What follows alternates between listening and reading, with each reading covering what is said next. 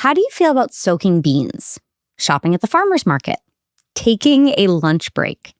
These are all things that I theoretically and spiritually even want to do. They are the very essence of why I was hell-bent on making a career in food in my early 20s. But over the last 2 decades, as work and family life and productivity culture have all ramped up, as I rush around trying not to be crushed by a literal pile of laundry and a metaphorical pile of grown-up responsibilities, I have found myself bristling at the suggestion to make time and space for some of these rituals that I once found fundamental. And honestly, it's left me feeling conflicted, confronted even. How do I get back time and space for slowing down in the kitchen? How do any of us? Well, my guest today, Trinity Mouzon Wofford, digs into all of it with me in a delightfully refreshing and straightforward way. She's an entrepreneur. She's the founder and CEO of wellness brand Golde. She's a mother, and she's an author of the new cookbook, Eating at Home. In this episode, we peel back the layers of home cooking, exploring how to experience feeding ourselves and our families as a ritual. And she makes a compelling argument about why it's more economical, more nourishing, and worthy of our precious time. To sometimes, at least sometimes, do the hard thing. Do it the hard, slow way, and just let it be full of friction. So no matter your budget, your ambition, your politics, or your food preferences, Trinity's cookbook and philosophy will challenge you to shift to a simpler, more intentional mode in the kitchen. I loved our conversation, you guys, and I hope you do too. This could happen to you. This could happen to you. This could happen to you.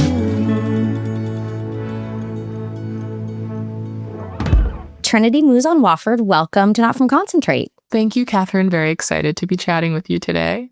I'm so excited you're here. I originally, was looking at your cookbook, and of course, I can't wait to dive into that.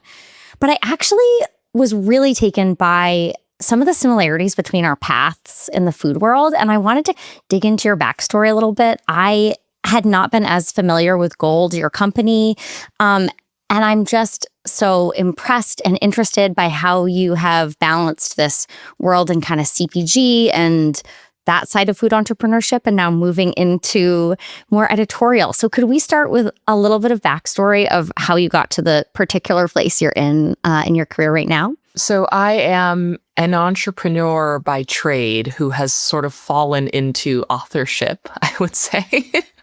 I started my very first business, my family business, with my husband, Issei, almost 10 years ago now. And at that point, we were living in Brooklyn. We were in our early 20s. And I just had this real itch to do something on my own. I had always been really interested in health and wellness, going all the way back to my childhood. I had watched my mom really struggle with an autoimmune disease, and she had really seen this incredible improvement in her symptoms when she switched over to seeing a more holistically minded physician. And so that was the moment when I decided at that time, okay, I'm going to be a doctor. I'm going to take care of people like my mom who are dealing with these chronic illnesses and need to understand how everything factors into it, right? It's not just taking a pill and waiting for the result.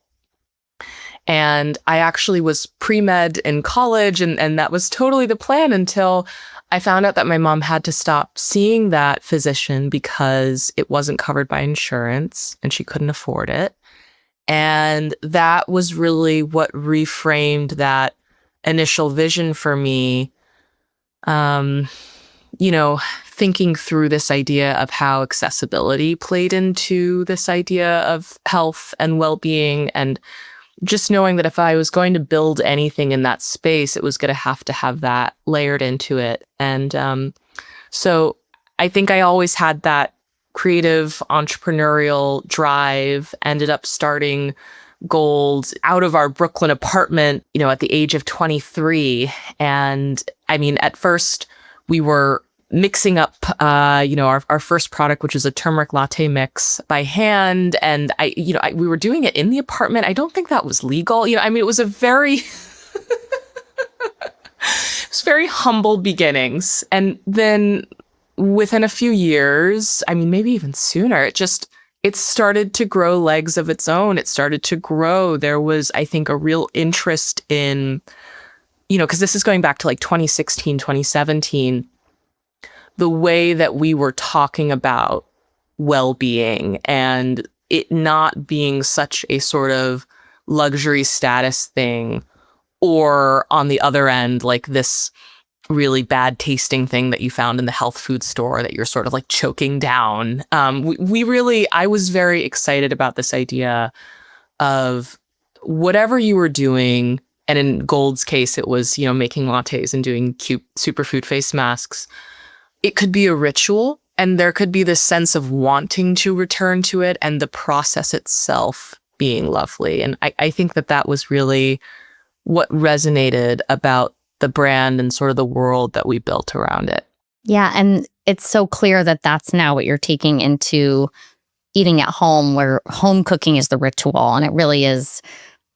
It seems like that's a very strong through line. Before we totally dive into eating at home, I had been listening to some other interviews that you'd done, and I heard you, I think it was on Taste Radio, talk about how you lived through the craziness of the pandemic and scaling through venture capital and a sudden increase in interest in Black-owned businesses. And then you didn't speak to as much, but the backlash there, and that you'd sort of gone through this whirlwind and now you're at a different place with the business.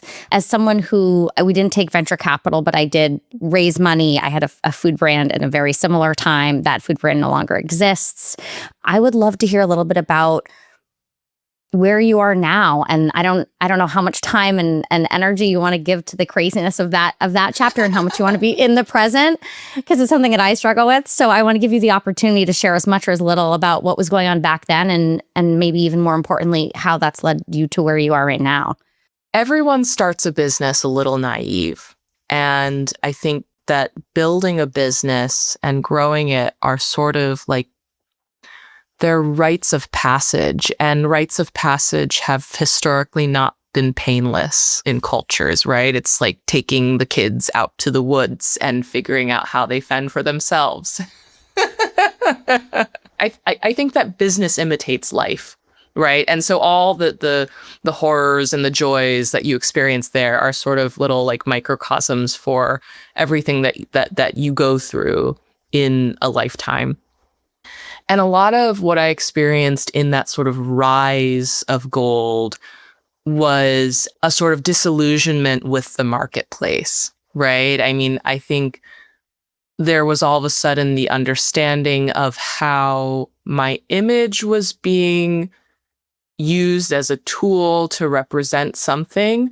The marketplace ultimately is dollars moving around, and each entity is sort of working towards building their dollars and putting their dollars to work. And if they see the right thing, which in 2020 was Black-owned wellness brand, they'll jump on that. But there's a difference. I think we all sort of culturally got a bit confused because our lives have sort of flattened in with marketplace, right?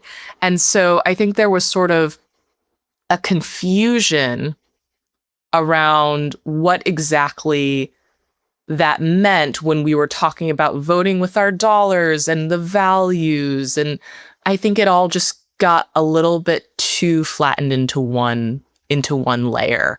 And this is also the era in which you see people talking about like, my business is my baby, right? Just this whole sort of universe that we stepped into where work was life. And not in the way of like, well, I have to go to work so that I can support my life, but I am living in the service of making the dollars, etc. And I think I had to sort of come to terms with the limits of the marketplace as far as its ability to define me or give me validation as a human being. And I now run the business with a lot more, I would say, clarity on what role the business has in my life. And there is a really nice little bit of separation between me and the whole world and Golde's, the business. And that just wasn't there in the first few years. And I think because that wasn't there, I really had a tough time personally with that level of attention and those expectations.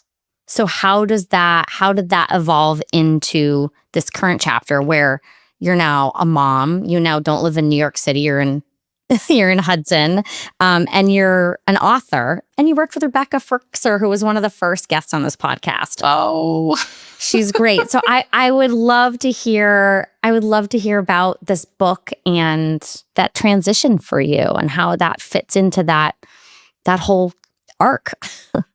Yeah, I mean, the transition, I don't know, with the book, with motherhood, with everything, a lot of things just sort of, I wouldn't say that I said, okay, great, pivot, here, now I will be author and mom, etc. A lot of things just happened. So I am a fourth generation upstate New Yorker. I grew up about an hour north of where I live now in the Hudson Valley. And so there was always a sense, my husband did too, like we're high school sweethearts. There was always a sense that we were going to end up back here. But life was going really well in Brooklyn and there was good energy there. And it was so good for the business to be like in the thick of things. But it wasn't actually COVID so much, but it was that year, 2020, that we left. But it was over the summer. It was after, the murder of George Floyd. There were protests in the streets. We were in lockdown. Like you couldn't leave your apartment after a certain time. There were helicopters flying overhead. And it was actually that experience, that feeling of tension, not so much necessarily specifically about the movement that was happening, but just I could feel energetically a sense that everyone was under pressure. And then you come home and you can't leave the house. And I mean, it was really, that was sort of the moment where I said, I think this is enough. I think this is it. And we left for what we thought would be a little while and stayed with Issei's parents and then stayed with my mom. We just didn't go back. And when we finally did go back to sort of empty out the apartment, it was like going out to lunch with an old boyfriend, and it's like, oh yeah, this is done. This has been done. So leaving New York, it was these circumstances where all of a sudden, it's like sometimes in life you look up and you realize that everything around you is already different. And the change isn't necessarily something that you make happen. It just takes place. And motherhood was also very similar. I didn't really plan anything. The children just sort of started showing up, as was their whim. And I think that, the timing was sort of divine in that when we closed on the house here, I was pregnant with our first kid, Ruby, but I didn't even know it, so it all just kind of came together. And then very suddenly, within a very short period of time, life looked so different than it had previously. But it all sort of supported, I think, the values and the way of living that Issei and I had already been moving toward. So doing these things like leaving the city, having a family, they just sort of fit into the way of life that we had already been building. It didn't feel like this great disruption. And the book, the book is so funny because the woman who turned out to be my literary agent reached out to me, and she had read something about the work I was doing with Golde, and she was saying, hey, would you like to do a book? And I said, well, my business is going through this evolution and I'm pregnant with my first kid, so I don't think it's a good time. And, the book just sort of, it sort of grew legs of its own. And just the process, I just kept sort of moving through the process. I didn't say no, right? And next thing I knew, I was working with Rebecca, and next thing I knew, we had the proposal. And I don't say that that was easy. It was like the whole thing was grueling and it took a lot of time. But I found that like as the weeks went by, suddenly we were one step further ahead. And then there really was going to be a book. It feels unreal. I mean, not to project my own experience, which I have a bad habit of doing, I think, of this podcast, but I'm in the process of writing my first book. And there are times where I'm just like, oh, no, like that did happen, because it is so grueling and it is so ongoing that sometimes, and it takes quite a period of time, that all of a sudden you look back and you're like, oh, we did that. Or those things are in the world now, and we put them there, even if we didn't clock every moment of its creation. So how long did the book writing process take? It was probably 2021 when my agent reached out to me. So like 4 or 5 years to publication. It saw me through 2 babies. That's incredible. And did anything change because you were sort of going through that evolution, or do you feel like the book was going to be the book regardless of sort of the waves of life that were happening around you? Well, I think in general that motherhood has made me a little bit more comfortable with me and my sense of direction and where I want to take things.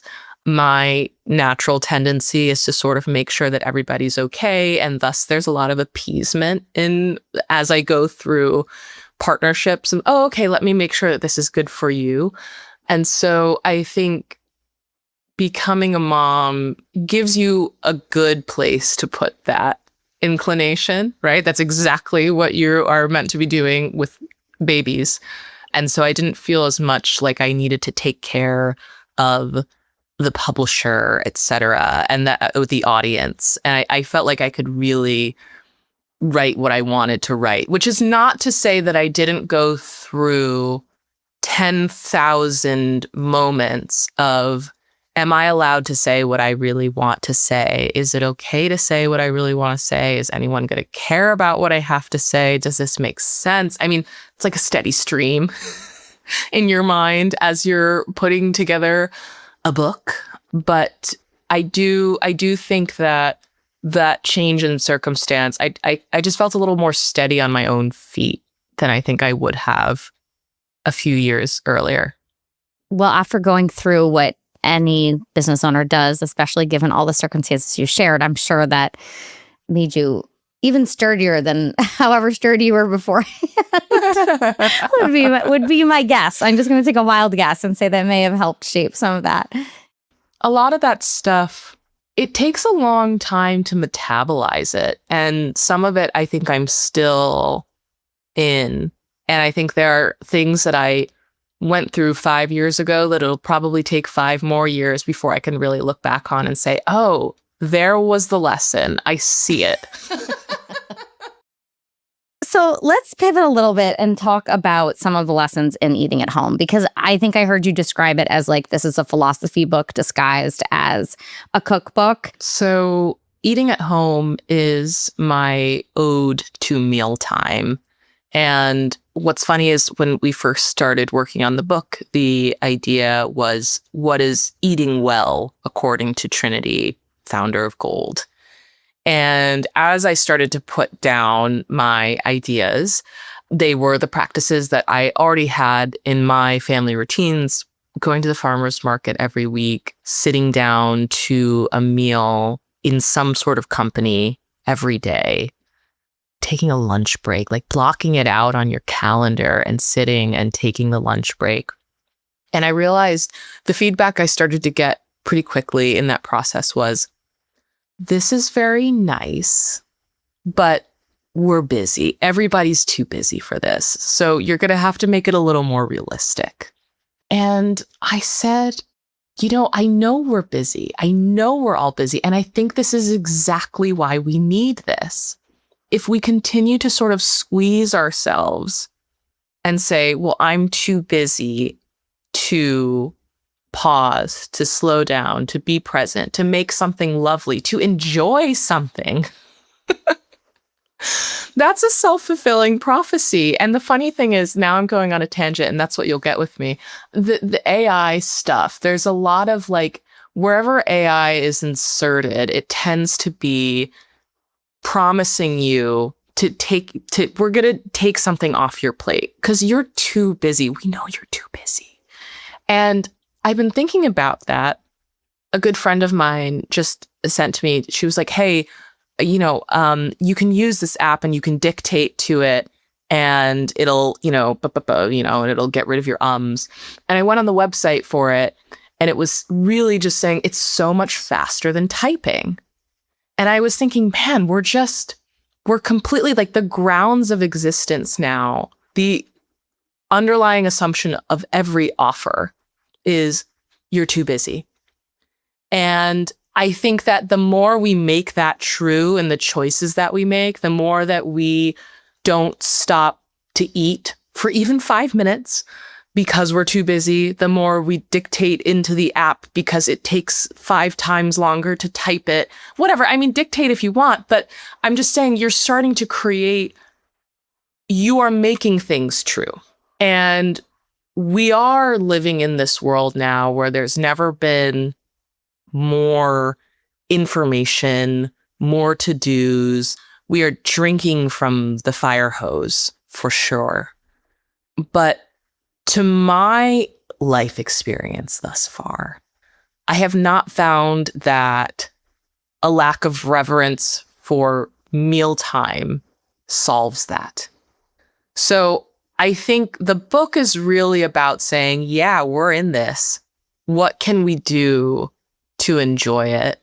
What can we do to flex our agency a little bit and say, I can still have lunch, And so that's why I said, it's really sort of a philosophy book that's got a lot of recipes in it. Because to be honest, I love the recipes. They're all my family's home recipes, and they're things that we make literally on the daily basis. But if somebody comes away from reading this book and doesn't make a single recipe and just says, hey, this helped me reframe the opportunities I do have to seek out a little bit of balance, a little bit of pleasure, a little bit of presence.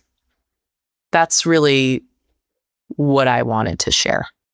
This book was inspiring. Also, I'll be honest with you, like triggering for me in some ways. Good. Because so much of what you're saying is true. It's what I believe in my soul. It's what I had in mind when I pursued a career in food in my 20s.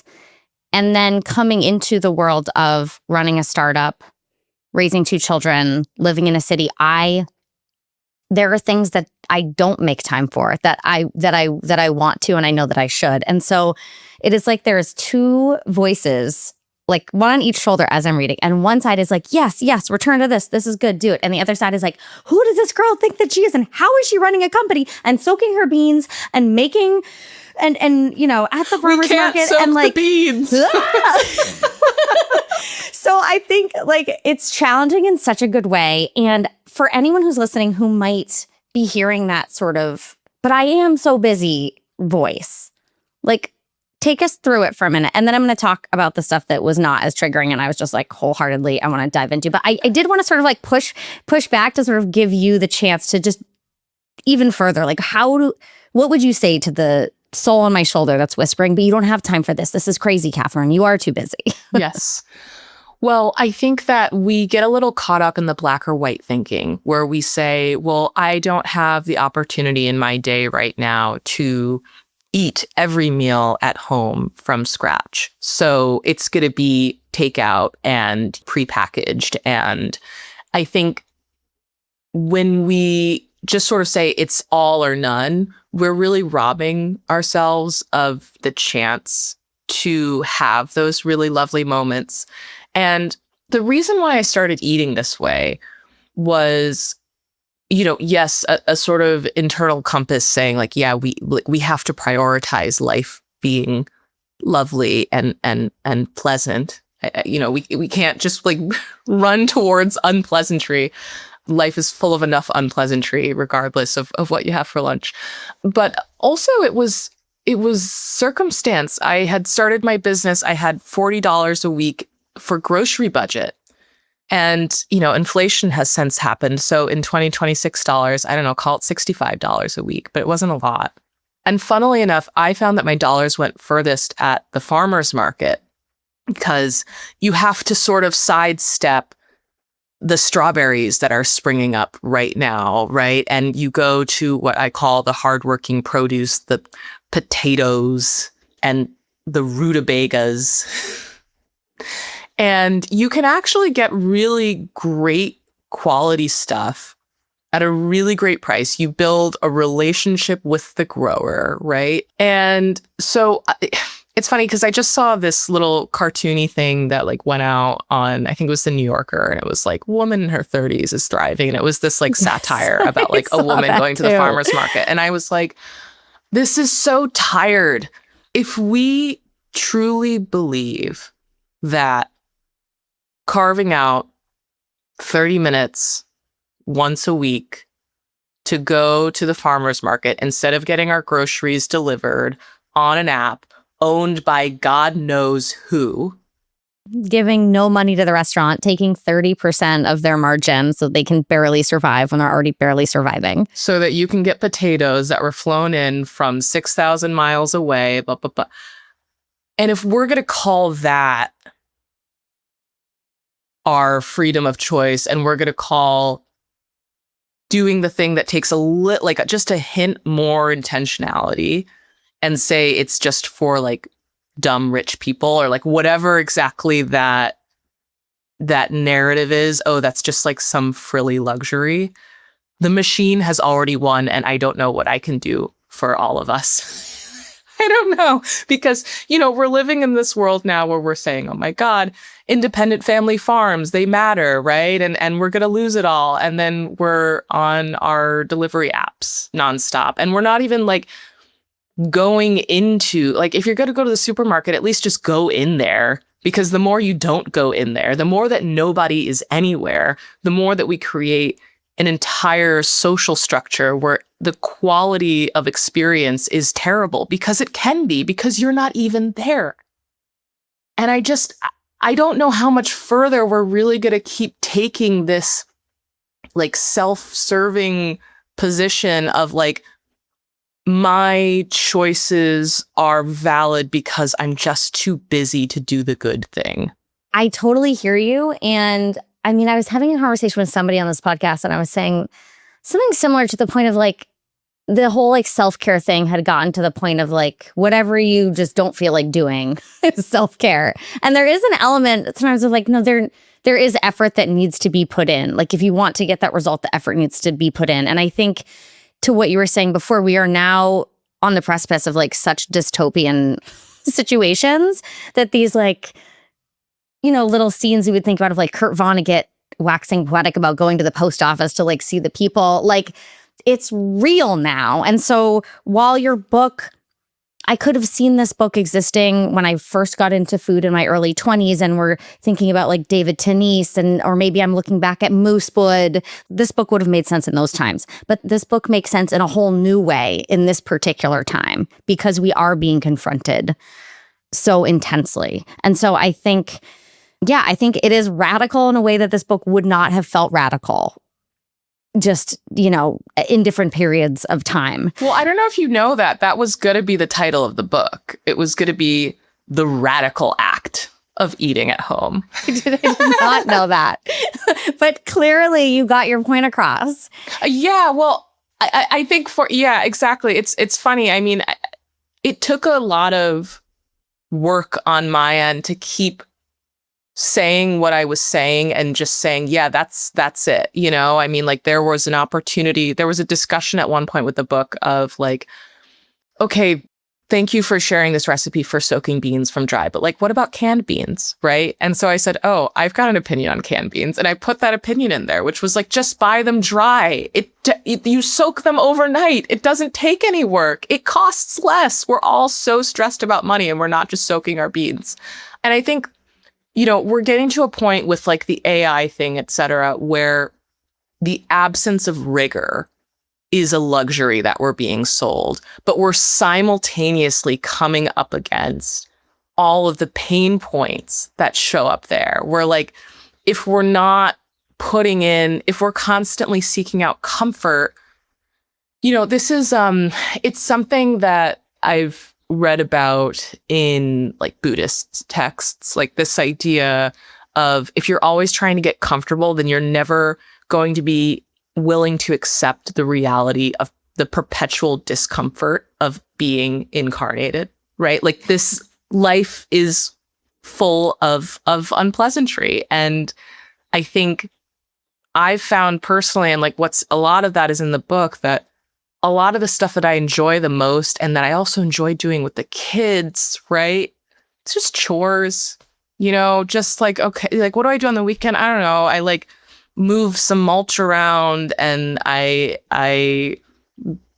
soak some beans, right? I mean, it's a lot of the stuff I think that is actually really nourishing back to us is not the vacation that we get to go on and the restaurant that we get to go to and all of these things that we can buy into. It's sort of making ways of our like current existing process to feel lovely, generally speaking.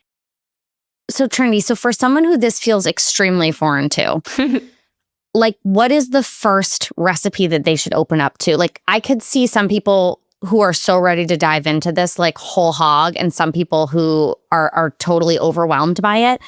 If someone is curious and they're opening up, like, what is the first recipe to tackle, or what is the first ritual to take part in to make a pitch to their nervous system that this is work worth doing? I mean, it's a practice, right? It's a practice like meditation or journaling or any of those things, except that we all have to eat. So this isn't extra, right?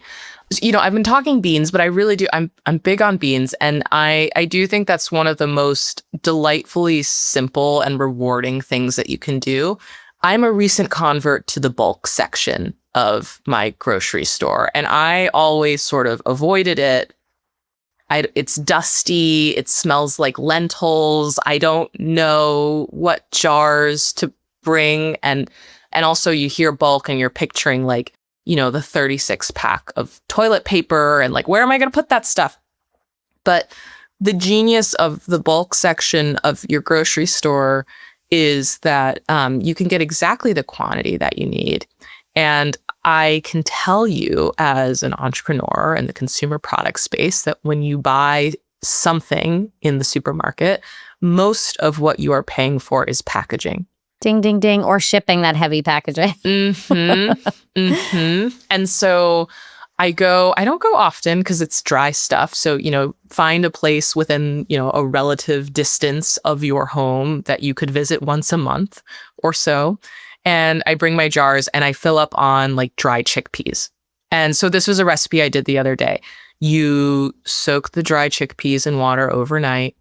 And then the next day, you just put them in a pot and you cook them in a few hours with some chopped up onions and carrots. And there's a great recipe in the book called 60-40 beans, which is my preferred ratio of beans to veg. So there's a lot of good aromatic vegetables in there. And the point of doing that, and the beans take like, a couple hours to cook. So, do it on a day that you are at the house, or if you have some time in the evening.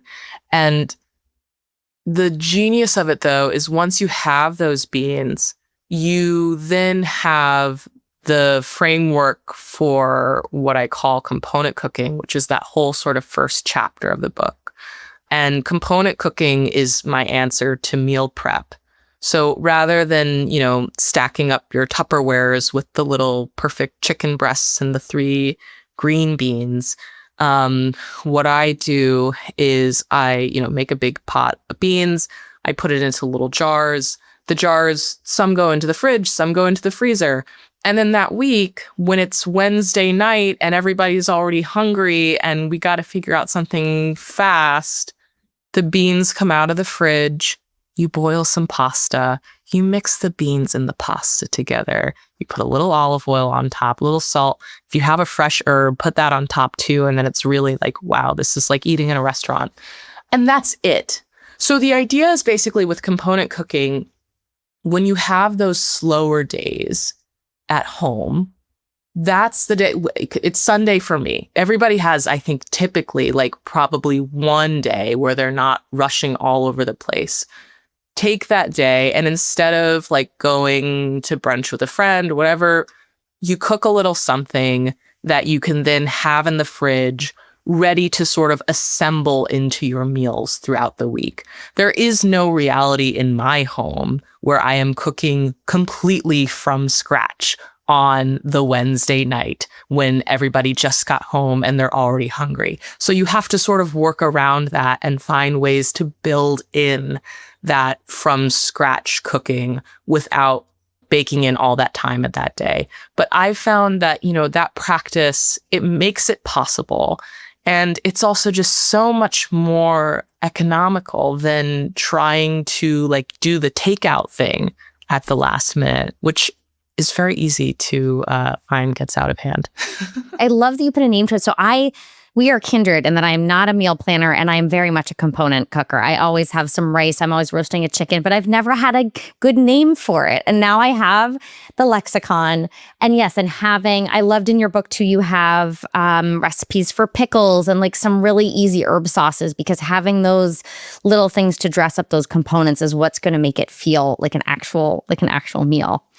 One other thing I wanted to dive into that I had no triggery feelings about and only warmth and resonance was the lunch break.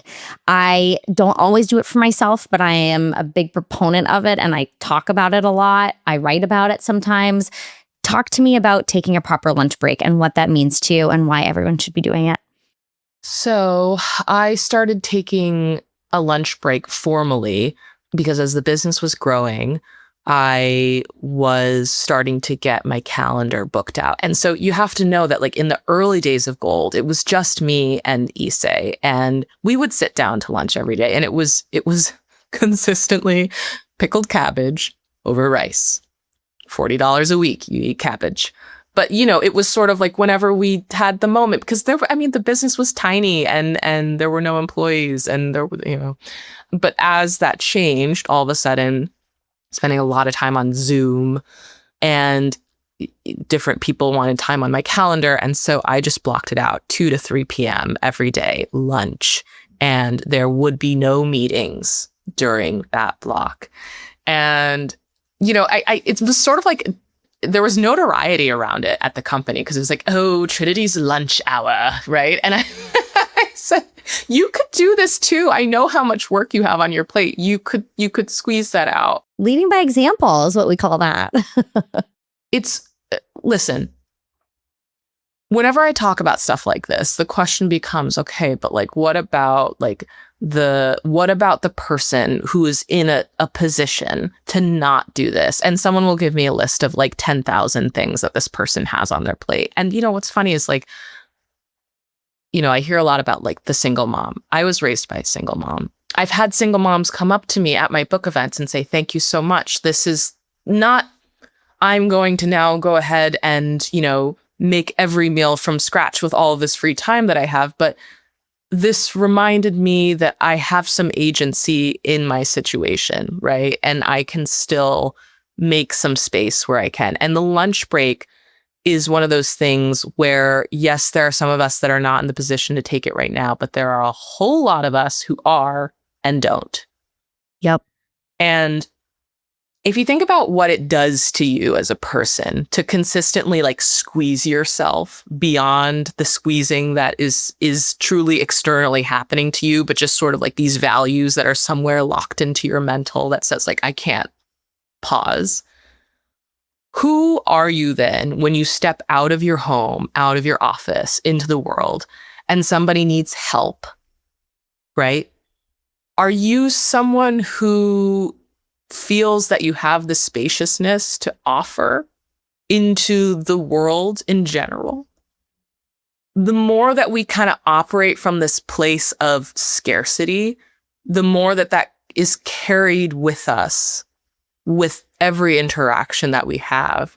And so I don't see stopping to eat as this sort of self-serving luxury. I see it as a practice that actually requires rigor that then allows me to be a better version of myself out in the world. It's wild that we will praise a CEO for going to take an expensive exercise class in the middle of the day, you know, so that they can do their job. And like, that's totally fine and like expected. But to be like, well, no, I'm going to take that same amount of time to make an inexpensive, wholesome lunch to fuel my body in like the most basic way. And we call it a luxury. I mean, there is some ridiculous double standards there.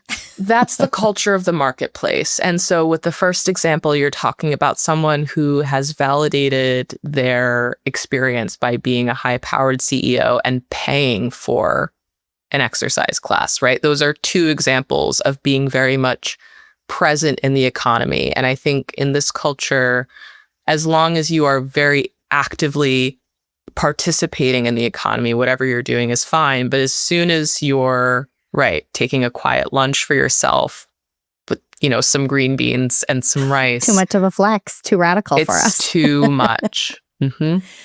Something that I've just been thinking about with all your work, and I know this seems quite frankly rude to even ask you because you legitimately were like, you know, one of the struggles was being so much of you was put out there with Golde. But we can't not acknowledge you're an entrepreneur, you're a mother, you're a Black woman, you're a CEO. You are also espousing beliefs that are really true to you that have now become associated with a lot of like specific politics. And I'm curious, like, are you in a place where you're just like, I don't worry about any of that and this is just what feels right and true to me? Or like, how do you manage all of that? Because there's a lot of, I feel like, external labels that you're working with that people are curious about. Those are external. And I think that it's very natural for us to want to put labels and boxes on things and to say, okay, well, you know, the good thing is this and the bad thing is that. The liberal thing is this and the conservative thing is that. The trad wife thing is this and the girl boss thing is that, right? I mean, but, you know, those are things that we've made up. And I just really do what I would like to do. And I don't worry so much about how that gets labeled. I also think that it's really valid and important for each of us to keep stretching into ourselves because there is actually no person that fits into those boxes. We fit ourselves into those places because they're comfortable places. It's very uncomfortable to live outside of those boxes because you raise a lot of eyebrows and there's a lack of security, which is what humans are always seeking. We want an in-group. But we all actually don't. None of us do. And I think the more that we can practice just being us, the more that other people can practice that too. And the more that we get to this point that I think we're really all in search of, which is this state of everybody out there just being themselves and leveraging that themness to the best of their ability to help the world around them. It's also funny, like, I really, just to be honest with you, like, I don't think of myself as like, I have plenty of flaws, but I'm not really an envious person or a comparer. And there were moments reading your story, I was like, God, I don't cook with my kids enough. And wow, her company is like still in existence, and she's component cooking more than I am. And I was very, you know, it took me a minute, and I was like, wow, I am not free of the Instagramification of the world and all the things that you were just speaking to. Well, none of us is free, you know? I mean, this is the grounds that we're working with every day. And we're always noticing the places where we're stuck. Before we wrap up, I had just a couple more questions. One, I did want to give a moment to talk about your family life and Issei and this like beautiful partnership and what you guys have built together and how his being Japanese has affected the cooking in the book, the way that you cook at home. It felt crazy I've touched on every little piece of your work, and we haven't really talked about your home life and how that shows up. Yeah, so it's me, Issei, and our two girls, Ruby and Maya, who are they will be 4 and 2 this summer. And yeah, I mean, Issei and I, it's like a nice little codependence thing that we have going, where, as it turns out, we actually like went to preschool together, and it's been a long. Anyway, he was born in Japan to an American father, Japanese mom, and so a lot of that cooking style, that real like home cooking style, right? I mean, not a lot of sushi, but like more of like the stews and, rice with vegetables. A lot of that comes into our home cooking style. And it's also, more recently, I think it's also sort of encouraged me to embrace the culinary heritage on my side as well. So, in the book, you'll also see cornbread, sweet and spicy black-eyed peas, collard greens, real sort of like Southern American classics that I find also really feel like home to me. So, I would say like it's hard to describe the cuisine in the book because it's so specific to our household and our family. But I think that that's the beautiful thing that we can all do as we're building our sort of our own kitchens, right? I mean, there's sort of, at this point, many, if not most of us, are coming from varying backgrounds, and we've got a grandparent from here and a parent from there, and maybe we were, spent time in another country, and so that sort of comes into it.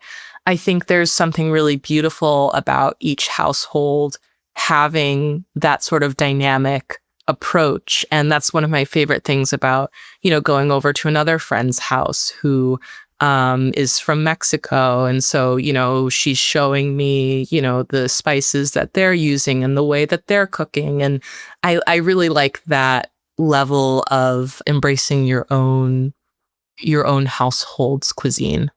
I loved the diversity of flavors in the book.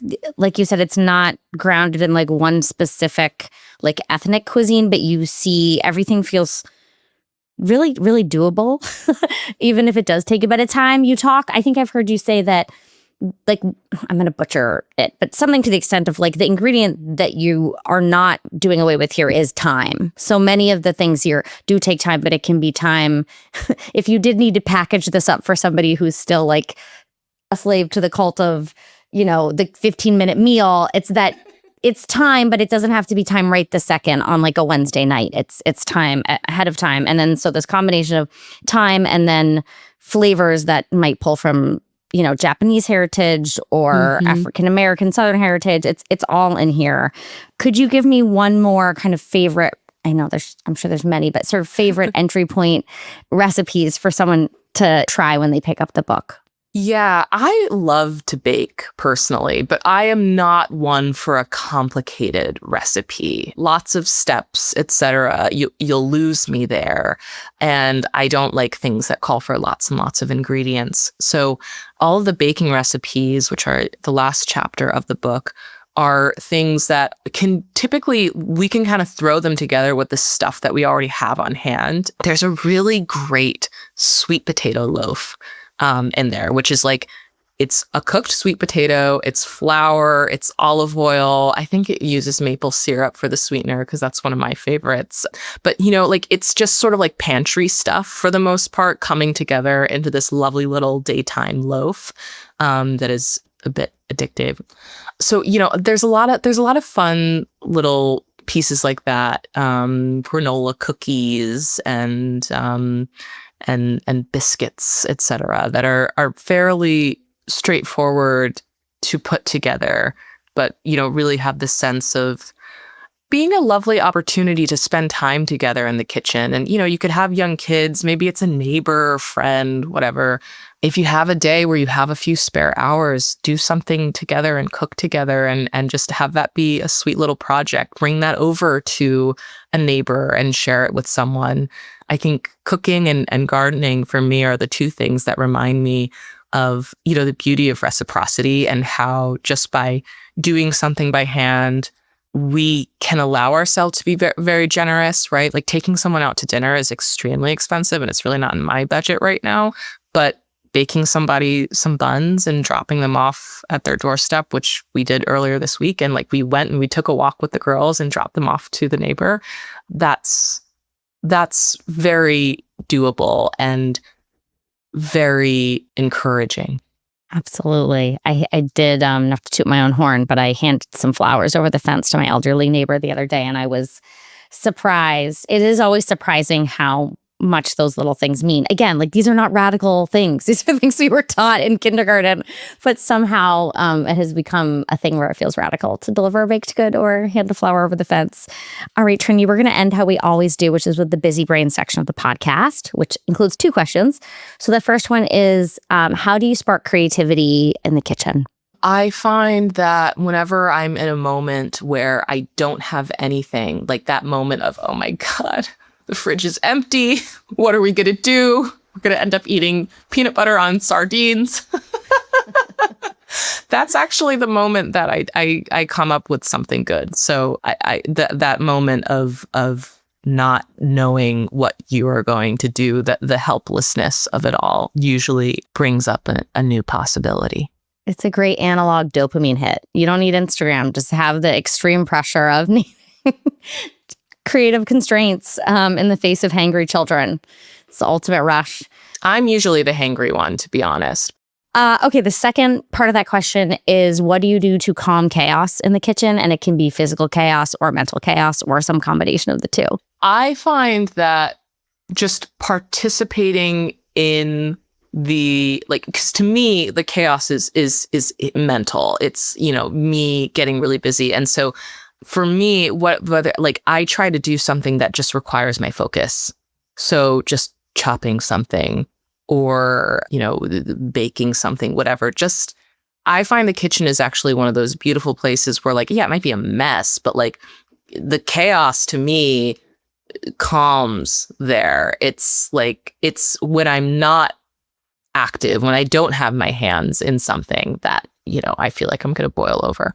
I very much relate to that. Well, Trinity, where can we find you online? Where can we connect with you? We're, of course, all going to go by Eating at Home, the book, wherever books are sold. But where can people be in touch and follow your work? Yes, so you can find me on Instagram. It's at Trinity Mouzon. I have a Substack too. I just started it and now I can't remember the name of it. But I think if you find my name, you'll Yeah, we'll search your name. And we're going to link to your Substack when our Substack newsletter goes out with this episode. So fantastic. And then Golde is at Golde, Golde on Instagram. Fantastic. Well, Trinity, thank you so much for taking the time today. I really enjoyed our conversation. And I'm really excited to spend some more time with this book and get in the kitchen. Thank you, Catherine. My pleasure.